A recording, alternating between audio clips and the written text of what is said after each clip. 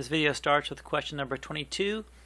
If the measure of angle G is 31 degrees, let's label that. So angle G is 31 degrees. Actually, let's do that in green if I could. So 31 degrees. And the measure of angle F is 45 degrees. Then what is the, here's a bunch of questions. Let's label the things that we know. If angle F is 45 degrees, then arc HG is 45 times 2, so that's 90 degrees. And that means that angle HJG is 45 degrees. That's half of 90, because that's an inscribed angle. And then if angle G is 31, then arc FJ is 31 times 2, which is 62 degrees. Then half of that gets us to angle H, because that's an inscribed angle. Let's see how many questions we can answer with that and what else we need. The measure of angle H.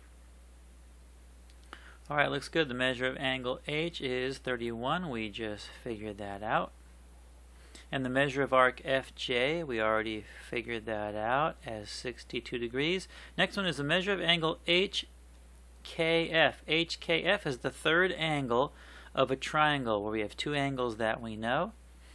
So we're going to go ahead and just take 180 degrees, subtract 31, subtract 45, put that in your calculator. You will get 104 degrees. So now we know that this is 104 degrees. Let's get that a little bit neater here. 104. And the last question is, what's the value of x? We'll take a look at this class. This angle, HKF, and this angle right here, those two angles together make a straight line, which is 180 degrees. That means we're going to take 180, and we're going to subtract 104, and that will get us the measure of this angle x, which is 76 degrees. So that gets us the answers to 22. Pause the video, try to do number 23 on your own, and when you get back, I'll show you the answers. Okay, here are the answers to question number 23. I am not showing my work. There's a typo maybe on your worksheet. This should be the measure of arc PS, not the measure of arc FJ. If you don't understand how to get these answers, go back to the video for number 22, because this is the same problem, just little different diagram and different angle measures, but the same skills to solve this one. Alright, let's take a look at question number 24. If AC is a diameter, then what is the measure of arc AC, the measure of angle ACB, the measure of arc AB? Let's just fill out some things that we know on this diagram. The first thing I know is these are two triangles inscribed in a circle, and they both have a side that happens to go through the center of the circle. That's a diameter. That means that this angle and this angle must be 90-degree angles. And if I want to find the angle DAC, that's going to be 180 minus 90 minus 62, and that'll get me this angle. Well, let's take a look. Maybe they're not even asking us for that. The measure of arc AC. Oh, well, arc AC, that is, that's an entire semicircle. You can see that whole semicircle. AC goes around the entire circle, halfway. Sorry, it goes around half of the circle. So AC must be 180 degrees. And I can put a little note here. That's a semicircle.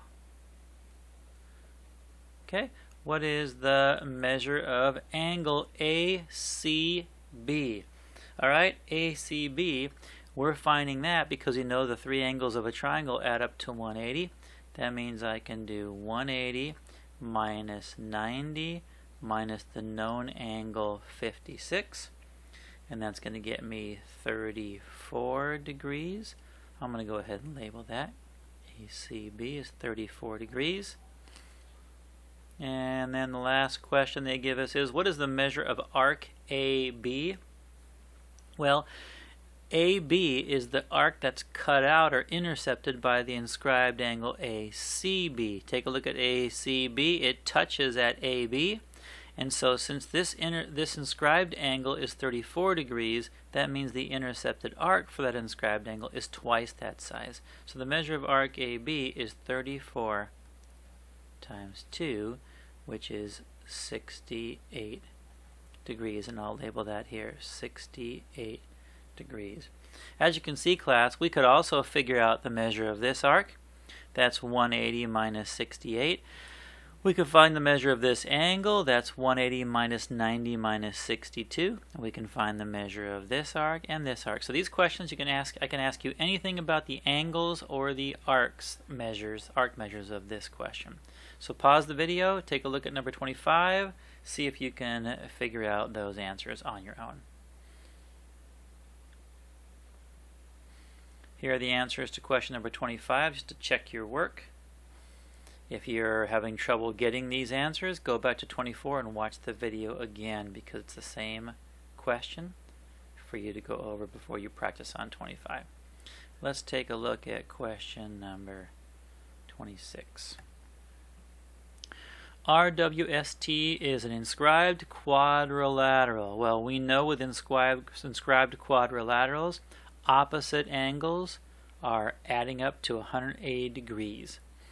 So when they ask us what the measure of angle R is, we know that this angle and this angle, angle T, have to add up to 180. So 180 minus 86 gets us to 94 degrees. And I'm going to label that. What is the measure of angle S? Angle S and angle W add up to 180. So 180 minus 109, and that's equal to 71 degrees. And then what is the measure of arc RWT? RWT, let's label this as 71.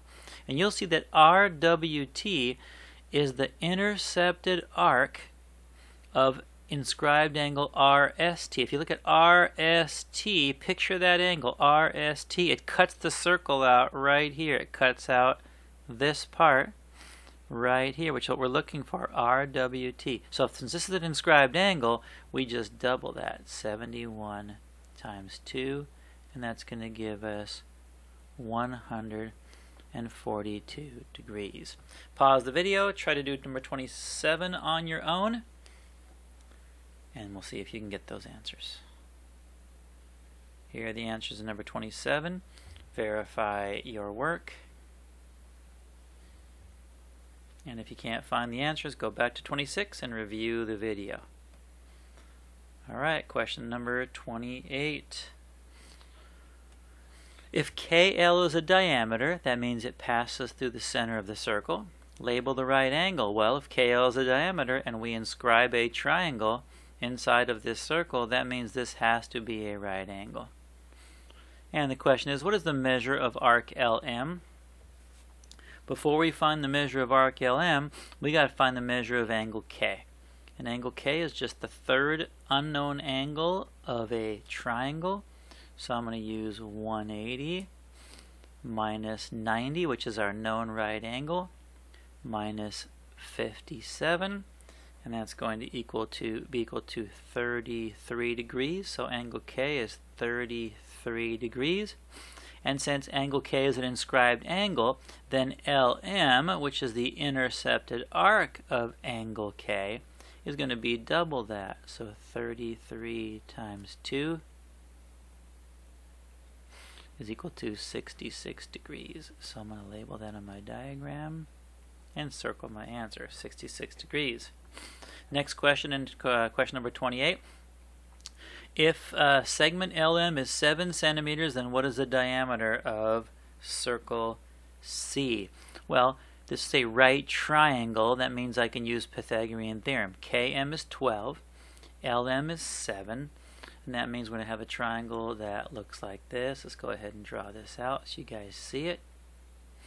And I'm going to rotate it. Oops, wrong way. And there's our, I want to show you, there's our triangle. And we know that the base here is 12 centimeters and LM is 7. So Pythagorean theorem, a squared plus b squared equals c squared, and our hypotenuse is our unknown. That's going to be c. So we've got 12 squared plus 7 squared equals c squared. This is 144 plus 49 equals c squared.